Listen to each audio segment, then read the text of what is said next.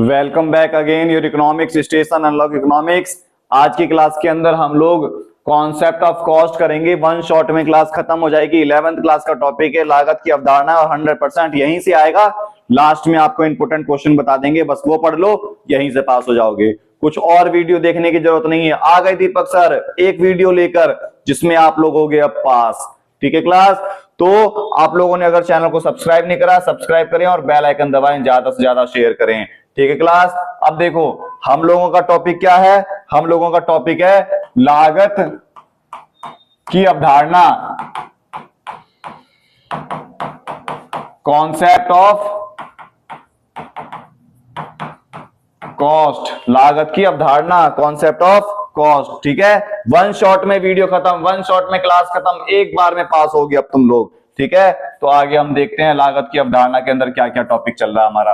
ठीक है, हाँ बिल्कुल दीपक सर लेकर आ गए एक अच्छी वीडियो। ठीक है, अब देखो इसमें सबसे पहला हमें पता होना चाहिए लागत मतलब, कॉस्ट का मतलब क्या होता है। कोई भी सामान का उत्पादन करने पर, प्रोडक्शन करने पर, ठीक है, जो एक्सपेंस होता है किसी भी प्रकार का, वही कॉस्ट कहलाती है। समझ में आ गया। कोई भी सामान बनाने के बाद, कोई भी, जैसे मान लो ये मार्कर बना होगा, ठीक है, इसे बनाने का किसी भी प्रकार का खर्चा होगा, उसे हम क्या बोलते हैं, कॉस्ट बोलते हैं। समझ में आ गई। ये जो कॉस्ट है इसके अंदर दो चीज जुड़ी हुई होती है, एक्सप्लिसिट कॉस्ट और इम्प्लिसिट कॉस्ट। ठीक है, जो एक्सप्लिसिट कॉस्ट है इसे हम बोलते हैं स्पष्ट लागत और इसे बोलते हैं निहित लागत। एक्सप्लिसिट कॉस्ट किसी को हम पेमेंट करते हैं। एक्सप्लिसिट कॉस्ट हम किसी को क्या करते हैं, पेमेंट करते हैं। जब हम किसी को देते हैं, जैसे सैलरी दे दी, ठीक है, या रॉ मटेरियल खरीद लिया, जब हम किसी और को पेमेंट करते हैं तो एक्सप्लिसिट। जब हम खुद को पेमेंट करते हैं, ठीक है, जब हम सेल्फ की पेमेंट करते हैं, सेल्फ को पेमेंट करते हैं, अपने आप को पेमेंट करते हैं, तो इम्प्लिसिट। जैसे एक क्लिनिक की दुकान खोली, किसी डॉक्टर ने एक क्लिनिक खोला, तो उसमें जितना ही पैसा आएगा वो खुद का हो गया, तो वो ये हो गया। अब मैं यहाँ पर यूट्यूब चैनल चला रहा हूं, तो मैं और टीचरों को भी पैसे प्रोवाइड करता हूँ, जो मेरे एडिटर है उन्हें पैसे मैं प्रोवाइड करता हूँ, तो उन्हें क्या मैंने दे दिया, तो वो क्या हो गया, एक्सप्लिसिट कॉस्ट हो गया। समझ में आ गया। कॉस्ट का मतलब क्या है, जब किसी भी प्रकार का जो खर्चा होता है वो कॉस्ट कहलाता है। ठीक है, अब आगे देखते हैं आगे क्या है। फिर सेलिंग कॉस्ट और प्रोडक्शन कॉस्ट।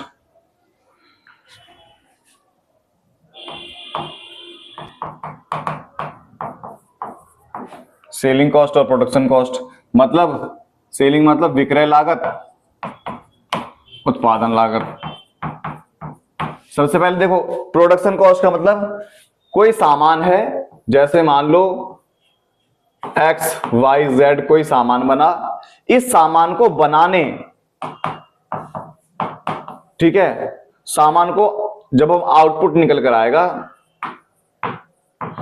ये आउटपुट तक का जो खर्चा होता है वो प्रोडक्शन कॉस्ट खर्चा होता है।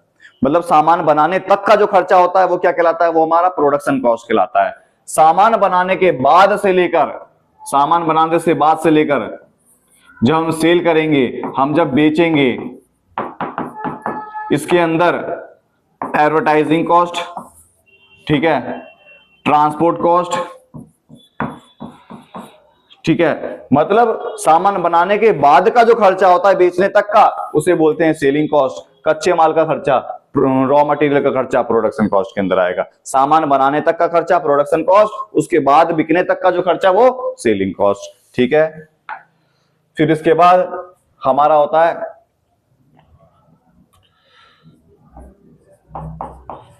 Type of cost. सबसे पहला है फिक्स्ड कॉस्ट, मतलब स्थिर लागत। फिक्स्ड कॉस्ट, स्थिर लागत। ठीक है, इसका मतलब क्या है, प्रोडक्शन बढ़े या प्रोडक्शन घटे या प्रोडक्शन क्या हो, जीरो हो, और जो खर्चा है उसमें नो चेंज, ये फिक्स रहता है। ये क्या रहता है, फिक्स रहता है। उसे हम क्या बोलते हैं, स्थिर लागत। मतलब सामान जीरो बने तो भी 10 रुपए का खर्चा हो रहा है, सामान 10 बने तो भी 10 रुपए का खर्चा हो रहा है। ये क्वांटिटी है, ये कॉस्ट है। कौन सी कॉस्ट, TFC वाली कॉस्ट।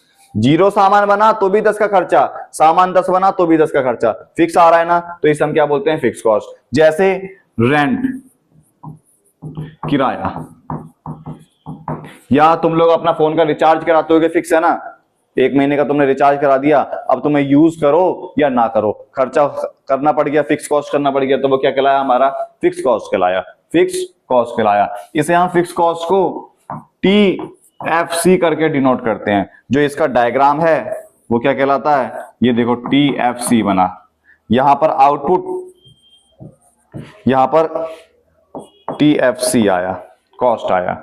ये देखो प्रोडक्शन बढ़ रहा है ना, कॉस्ट हमारा क्या है, फिक्स है, कॉस्ट हमारा क्या है, कॉस्ट हमारा फिक्स है, फिक्स नजर आ रहा है ना, तो ये क्या कहलाता है, हमारा टोटल फिक्स कॉस्ट कहलाता है, टोटल फिक्स कॉस्ट कहलाता है। इसकी अगर हम टेबल देखें तो यहां पर क्वांटिटी आ गई, यहां पर TFC आ गया, 1 2 3 4 5 10 10 10 और 10 और 10। सामान कितना भी बन जाए, खर्चा सिर्फ 10 रुपए का आ रहा है, ये हमारा क्या कहलाएगा, हमारा TFC कहलाएगा। समझ में आ गया। फिर आगे देखते हैं हम,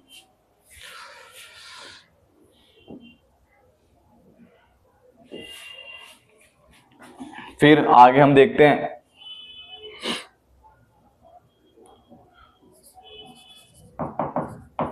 वेरिएबल कॉस्ट, परिवर्ती लागत। चैनल को सब्सक्राइब और शेयर करो। देखो अपनी क्लास के अंदर, अपने दोस्तों के अंदर शेयर करो, अंदर नहीं, अपने दोस्तों के पास शेयर करो, ठीक है। इसका मतलब प्रोडक्शन बढ़ेगा, कॉस्ट क्या हो जाएगा, बढ़ जाएगा, प्रोडक्शन घटेगा, कॉस्ट क्या हो जाएगा, कम हो जाएगा। मतलब ये जो है ना टोटल वेरिएबल कॉस्ट कहलाता है। ये प्रोडक्शन के बढ़ने पर, उत्पादन के बढ़ने पर तो बढ़ता है, उत्पादन के बढ़ने पर तो खर्चा बढ़ जाता है, और उत्पादन के कम होने पर खर्चा क्या हो जाता है, कम हो जाता है। जैसे क्वांटिटी और ये TVC, टोटल वेरिएबल कॉस्ट, ठीक है। 1 2 3 4 5 6 10 18 24 32, फिर उसके बाद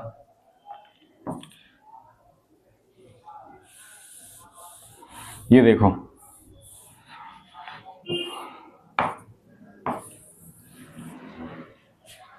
जैसे जैसे प्रोडक्शन बढ़ रहा है वैसे वैसे ये बढ़ता जा रहा है ना, जैसे जैसे प्रोडक्शन बढ़ रहा है हमारा खर्चा बढ़ता जा रहा है। इसका जो डायग्राम बनेगा वो कैसा बनेगा, ये बना TVC का डायग्राम। समझ में आया। इससे क्या पता लगा, टोटल वेरिएबल कॉस्ट में, टोटल वेरिएबल कॉस्ट का मतलब होता है जैसे जैसे प्रोडक्शन बढ़ेगा वैसे वैसे हमारा खर्चा बढ़ जाएगा, जैसे जैसे प्रोडक्शन कम होगा वैसे वैसे हमारा खर्चा क्या हो जाएगा, कम हो जाएगा। समझ में आया। तो हमने दो कॉन्सेप्ट पढ़ा, अभी दो कॉन्सेप्ट में क्या पढ़ा हमने, TFC पढ़ा और TVC पढ़ा। मतलब अगर इन दोनों को जोड़ देंगे ना तो आएगा टोटल कॉस्ट। समझ में आया। टोटल कॉस्ट का मतलब, TC का मतलब total cost, total cost, total cost का मतलब होता है जो आउटपुट निकला, जो उत्पादन हुआ उसका जो कुल खर्चा आ रहा है, कुल खर्चा, टोटल एक्सपेंस आ रहा है, उसे बोलते हैं हम टोटल कॉस्ट। ये टोटल कॉस्ट कैसे पता लगा, जो हमारा फिक्स कॉस्ट है प्लस वेरिएबल कॉस्ट है, जब हम इन दोनों को जोड़ देंगे तो क्या निकल के आ जाएगा, TC निकल के आ जाएगा। जैसे मान लो हमने सामान बना रहा है तो किराया भी लगेगा जिसे बोलते हैं रेंट, ये भी लगेगा, और प्लस जैसे जैसे हम प्रोडक्शन ज्यादा करेंगे तो इलेक्ट्रिसिटी वो बढ़ती जाएगी ना। इन दोनों को जोड़ेंगे तभी तो हमारा खर्चा निकल कर आएगा, टोटल कॉस्ट। समझ में आ गया? तो ये हमारा क्या निकल कर आया? टोटल कॉस्ट निकल कर आया। हमने क्या पढ़ा? फिक्स कॉस्ट पढ़ा, वेरिएबल कॉस्ट पढ़ा। जब उन दोनों को जोड़ देते हैं तो टोटल कॉस्ट आया। हमने दोनों का डायग्राम कर लिया था। अब देखो फिक्स कॉस्ट का डायग्राम करेंगे। हमने ये करा डायग्राम TFC का और ये करा डायग्राम TVC का। यहां पर आउटपुट आता है, यहां कॉस्ट आती है। कौन सी कॉस्ट? TVC वाली। यहां आउटपुट आएगा, यहां TFC वाली कॉस्ट आएगी। अब देखो एक साथ डायग्राम अगर हम बना देंगे, ये आया हमारा TFC, ये हमारा TVC आया, तो हमारा जो नया डायग्राम बन जाएगा वो हमारा डायग्राम ऊपर से बन जाएगा। ये हमारा TC आ गया। समझ में आ गया? जब हमने इस वाली लाइन को, मतलब देखो, जब हमने इस वाली लाइन को और जब इस वाली लाइन को जोड़ी तो हमारा ये वाला लाइन नजर आया। ठीक है, इसे हम क्या बोलते हैं? टोटल कॉस्ट बोलते हैं। यहां पर आउटपुट आ गया, यहां पर TFC भी आया, TVC भी आया और टोटल कॉस्ट भी आया। समझ में आया? तो ये हमारा डायग्राम बना। ठीक है, अब देखो आगे।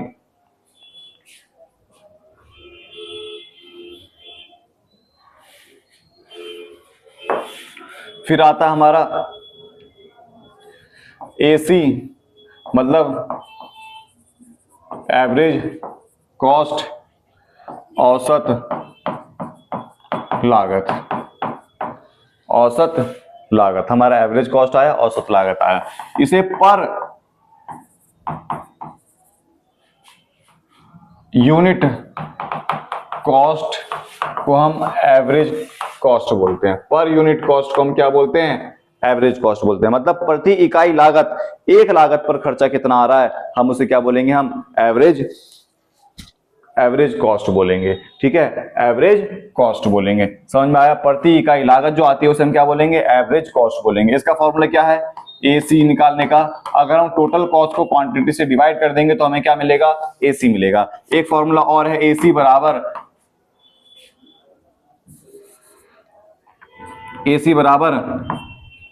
AFC plus ABC। अब ये कहां से आया ये पता होना चाहिए। देखो इधर आगे, सबसे पहले हम AFC की बात करें।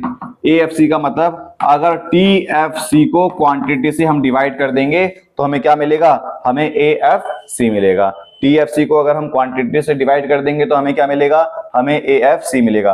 मतलब रेशियो बिटवीन TFC और quantity is known as AFC। जैसे मान लो 1 2 3 4 5 6 7 8, ठीक है, ये क्वांटिटी हो गई, ये TFC हो गया, ये हमारा TAFC निकल कर आएगा।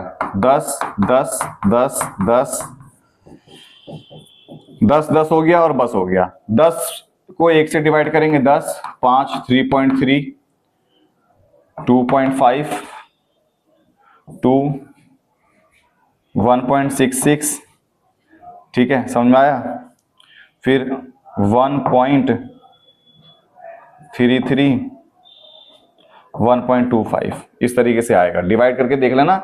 लेकिन ये जो हमें पता लग रहा है सीधा ये घटता हुआ जा रहा है, तो हमें AFC का डायग्राम पता लगा, हमारा घटता हुआ। यहां पर आउटपुट, यहां पर AFC आता है, ये X है और ये Y है। समझ में आया। तो मतलब देखो, कुल स्थिर लागत को अगर क्वांटिटी से विभाजित कर दिया जाए तो हमें औसत स्थिर लागत की प्राप्ति होती है। ये देखो TFC को हमने क्वांटिटी से डिवाइड करा तो हमें AFC वाली लाइन पता लगी। इससे अगर हम डायग्राम बनाएंगे तो हमारा इस तरीके से घटता हुआ जा रहा है ना, इस तरीके से बनेगा।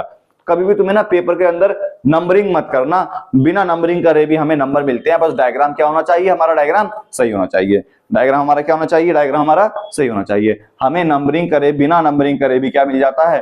नंबर मिल जाता है। ठीक है, समझ में आया। तो आगे देखते हैं क्या है। ये हमें AFC का पता लगा। अब देखो ABC का पता लगाते हैं। ABC, इसका फॉर्मूला होता है, अगर हम TVC को क्वांटिटी से विभाजित कर दे तो ABC मिलता है, मतलब एवरेज वेरिएबल कॉस्ट, औसत परिवर्ती लागत।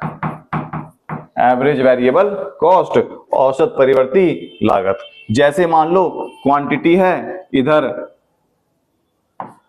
टीवीसी है और ये हमारा एवीसी है। क्वांटिटी 1 2 3 4 5 6 7 8, ठीक है, 10 18 20 6 32 38,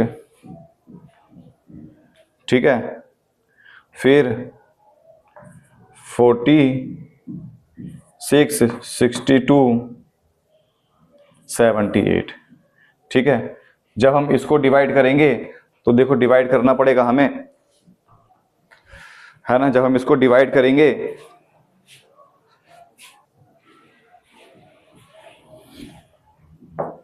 देखो टेबल हमने बना ली, ठीक है। ये टीवीसी है, टीवीसी को अगर क्वांटिटी से हमने डिवाइड कर दिया तो हमें क्या मिला, एवीसी मिला। ये देखो 10 6 5.67 6 मतलब डायग्राम किस तरीके का बन रहा है, आउटपुट ऐसा निकल कर आया। ये देखो डायग्राम किस तरीके का, पहले घट रहा है और फिर बढ़ रहा है ना, ये बना एवीसी, ठीक है, एवीसी। समझ में आया। देखो अब दोबारा देखो, हमारा जो एएफसी है, टीएफसी को क्वांटिटी से डिवाइड करा, एएफसी मिला, उसका डायग्राम ऐसा आ रहा है। फिर जो इसका डायग्राम हमारा इस तरीके से आ रहा है। हमने फॉर्मूला क्या पढ़ा कि अगर इसको हम दोनों को प्लस कर दें, एएफसी और एबीसी को, तो हमें क्या मिलता है, एसी मिलता है ना।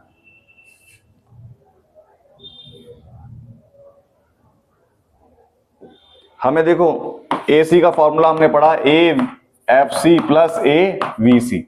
हमने इसका जो डायग्राम करा वो डायग्राम कैसे करा, एक का डायग्राम ऐसा और एक का डायग्राम ऐसा है, एवीसी। हमें दोनों डायग्राम एक साथ जोड़ देना है। ये एएफसी, ये एवीसी। ये देखो पहले घटता है ना एबीसी का डायग्राम,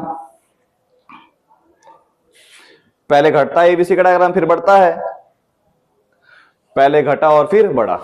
जब हमने इन दोनों डायग्राम को जोड़ा, इन दोनों डायग्राम को जब हमने जोड़ा तो हमें जो है ना, हमें एक नया डायग्राम मिला ऐसा वाला। ये क्या है हमारा, एसी बना। जब हम दोनों डायग्राम को, इस दोनों को हम जोड़ देंगे, ये जो हमारा ऐसे आ रहा है ये वाला डायग्राम और ये वाला डायग्राम जब हम जोड़ देंगे तो हमें एसी का डायग्राम मिला। और एसी कर्व कैसा होता है, यू आकार का होता है। एसी कर्व कैसा होता है, यू आकार का होता है। और पेपर में बहुत बार क्वेश्चन आया है, why AC are U shaped, why AC curve are U shaped, why AC curve are U shaped।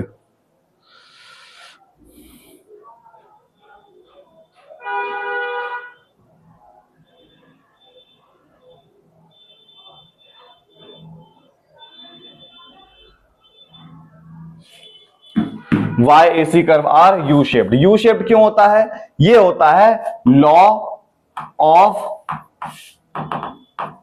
Variable proportion. Hindi में लिखेंगे एसी कर्व यू आकार का क्यों होता है, एसी कर्व यू आकार का क्यों होता है, तो लॉ ऑफ वेरिएबल प्रपोर्शन के कारण, परिवर्ती अनुपात के नियम के कारण, परिवर्ती अनुपात के नियम के कारण, लॉ ऑफ वेरिएबल प्रोपोर्शन के कारण। ये लॉ ऑफ वेरिएबल प्रोपोर्शन क्या बोलता है, हम जैसे जैसे हम आउटपुट बढ़ाते हैं वैसे वैसे हमारा खर्चा कम होता जाता है।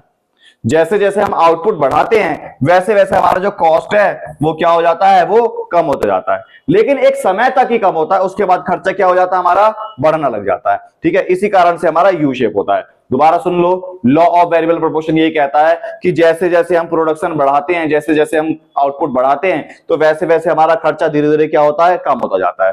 ठीक है, लेकिन एक लिमिट समय तक कम होता है, उसके बाद खर्चा क्या हो जाएगा, बढ़ने लग जाएगा। एक एग्जांपल देखो कैसे पता लगा। ये एक क्लास है, एक क्लास के अंदर 40 बच्चे ही बैठ सकते हैं, 41वां नहीं बैठ सकता, ये रूल है। एक क्लास को चलाने का खर्चा 500 आ रहा है, एक क्लास को चलाने का खर्चा क्या आ रहा है, 500 आ रहा है। पहले सिर्फ एक बच्चा आया फिर भी 500 का खर्चा आ रहा है, 2 आया फिर भी 500 का खर्चा आ रहा है, 3 आया फिर भी 500 का खर्चा आ रहा है। ठीक है, तो धीरे धीरे अगर हम डिवाइड करेंगे, डिवाइड करते करते ये एवरेज वैल्यू धीरे धीरे कम होती जाएगी, एवरेज वैल्यू धीरे धीरे क्या होती जाएगी, कम होती जाएगी। ये 40 भर गए, 40 के 40 बच्चे क्या हो गए, भर गए। क्या हुआ, जैसे ही एक बच्चा और आएगा 41वां हो गया, टोटल बच्चे 41 हो गए, नई क्लास बनानी पड़ी, नई क्लास का खर्चा 500 रुपए का और आ गया। पहले देखो 40 बच्चों पर 500 का खर्चा आ रहा था, डिवाइड करके देखना कितना आता है, कमेंट करके बताना। फिर उसके बाद जैसे ही 41 हुआ तो क्या हुआ, 500 प्लस 500 हो गया, एकदम 1000 बच्चे हो गए ना। तो एक लिमिट समय होता है खर्चा कम होने का, उसके बाद हमारा खर्चा क्या हो जाता है, तुरंत अचानक बढ़ जाता है। ठीक है क्लास, फिर आता है हमारा, फिर आता है एमसी, मार्जिनल कॉस्ट, मतलब सीमांत लागत। इसका फॉर्मूला होता है TCN माइनस TCN माइनस 1। मतलब एक एक्स्ट्रा यूनिट जैसे हम प्रोडक्शन करते हैं, जैसे ही हम एक्स्ट्रा यूनिट बनाते हैं तो हमारा एक्स्ट्रा खर्चा आता है, उसी एक्स्ट्रा खर्चे को हम क्या बोलते हैं, एमसी बोलते हैं। ये देखो कैसे, हमने जैसे ही एक एक्स्ट्रा यूनिट बनाई तो हमारा खर्चा बढ़ गया, खर्चा बढ़ गया, खर्चा बढ़ा और खर्चा बढ़ा। जैसे ही हम एक्स्ट्रा यूनिट उत्पादन करते हैं तो हमारा खर्चा क्या हो जाता है, बढ़ता चला जाता है। जो जो खर्चा बढ़ता है वही हमारा क्या होता है, एमसी होता है। देखो इसमें यहां से यहां पर डिफरेंस कितना है, 10 का, फिर यहां से यहां तक डिफरेंस कितना है, 2 का, फिर 5 का डिफरेंस, फिर 9 का डिफरेंस, फिर 14 का डिफरेंस। तो जैसे जैसे हम प्रोडक्शन बढ़ाते हैं हमारा खर्चा क्या होता है, बढ़ता जाता है, मतलब खर्चे में चेंज होता है। उस चेंज को ही एमसी बोलते हैं। उस अतिरिक्त इकाई उत्पादन करने पर जो लागत लगती है अतिरिक्त, उस अतिरिक्त लागत को ही क्या बोलते हैं, हम सीमांत लागत बोलते हैं, मार्जिनल कॉस्ट बोलते हैं। इसका भी डायग्राम देखो, पहले कम हो रहा है फिर अचानक बढ़ रहा है ना, ये एमसी बन गया। ये भी यू शेप होता है, पहले कम हुआ और अचानक क्या हो गया, बढ़ गया। यहां पर लिखते हैं एमसी, ठीक है, यहां लिखते हैं आउटपुट। समझ में आया, ठीक है, समझ में आ गया पक्का। फिर आता है मोस्ट इंपोर्टेंट टॉपिक इस चैप्टर का, relation between MC and AC और रिलेशन बिटवीन एमसी और टीसी।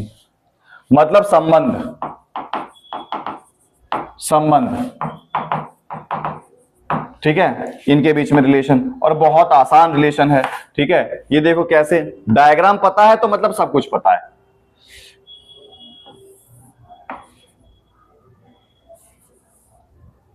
ये एसी का डायग्राम, ये एमसी का डायग्राम, ठीक है। ये आउटपुट, यहां पर एमसी और एसी दोनों है, ठीक है।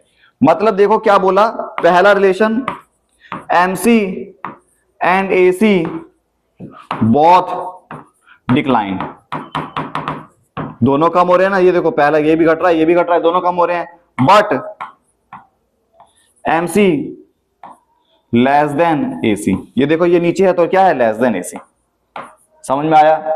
दूसरा MC cut AC eight lowest point. Hindi में क्या लिखोगे, एमसी एसी के न्यूनतम बिंदु पर काटता है। देखो एमसी जो है न्यूनतम बिंदु पर, न्यूनतम बिंदु पर काटता है, ठीक है। समझ में आया, एमसी एसी को क्या करता है, न्यूनतम बिंदु पर काटता है।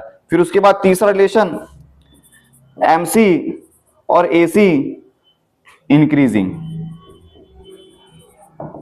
लेकिन एमसी जो है वो एसी के ज्यादा तेजी से बढ़ता है ना। ये देखो दोबारा सुनो, दोनों कम होते हैं लेकिन एमसी ज्यादा तेजी से कम हो रहा है, ठीक है। एमसी एसी को न्यूनतम बिंदु पर काटता है, लोएस्ट पॉइंट पर काटता है, तो जब दोनों बढ़ते हैं तो एमसी ज्यादा तेजी से बढ़ जाता है। देखो एमसी ऊपर है ना, ये नीचे है, ठीक है। फिर इसका डायग्राम, इसका रिलेशन देखो, ये टीसी है,